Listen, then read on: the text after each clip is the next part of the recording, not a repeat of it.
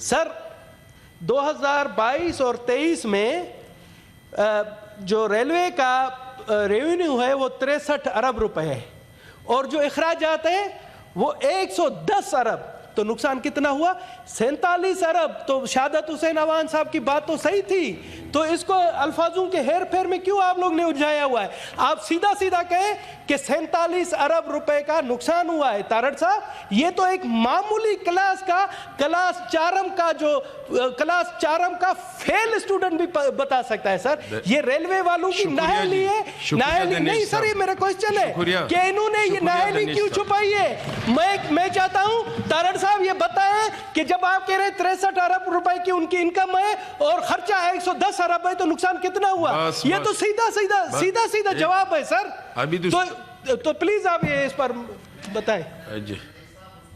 مگن تھے, یہ بات میں نے ابتدائیے میں بیان کی تھی اور لکھ کے دی ہوئی ہے.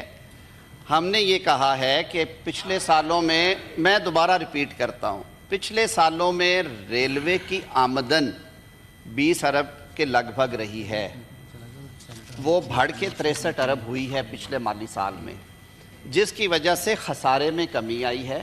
لیکن جیسے میں نے پہلا عرض کیا کہ اگر ایک ادارہ جو ہے اس کی ٹوٹل جو ہے بجٹ وہ 100 روپے کا ہے, اس میں سے اگر 68% روپے آپ تنخواہوں اور پینشن میں دے دیں گے اور باقی آپ تقریباً 24 روپے پیٹرول, ڈیزل اور کوئلے کی خریداری کے لیے دے دیں گے, تو پھر آپ کے پاس کیا بچے گا؟ آپ کے پاس ریپیئر اور مینٹننس کے لیے بچیں گے 5 روپے, اور دیگر جو کہ آپ نے نئی بوگیاں ڈالنی ہیں, نئے انجن لے کے آنے ہیں, نئے ٹریک بچھانے ہیں یا ان ٹریکس کو امپروو کرنا ہے, اس کے لیے بچیں گے 3.5 روپے.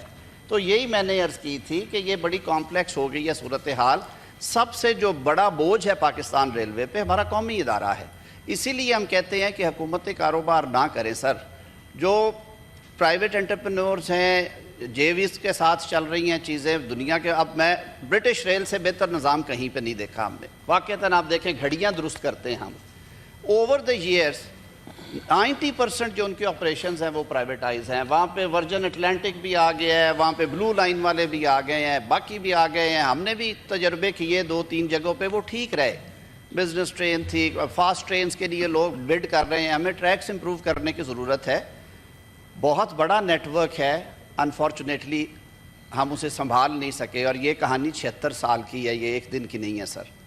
1947 سے لے کے آج تک ہم نے کتنے کلومیٹر اضافے کیے, یہ تکلیف دہ بات ہے. تو میں نے تو یہ سارا لکھ کے سامنے رکھا ہے آپ کے کہ یہ وہ بریک ڈاؤن ہے. صرف ایک آپ کو بتایا کہ ریلوے پہ جب پریشر آیا تو انہوں نے اپنی آمدن بڑھانے کے لیے اپنے آپریشنز کی انکم کو 19 ارب سے بڑھا کے وہ لے گئے اس کو 60-62 ارب پہ.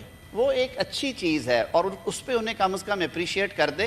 اب ان کے اخراجات میں کمی کیسے آنی ہے وہ بھی اپنا کام اس پہ کر رہے ہیں. آپ معزز ایوان کی جو کمیٹی میں بریفنگ میں آئے گی, آپ اچھی تجاویز دیں, یہ سمجھ کے دیں کہ یہ ہمارا قومی ادارہ ہے.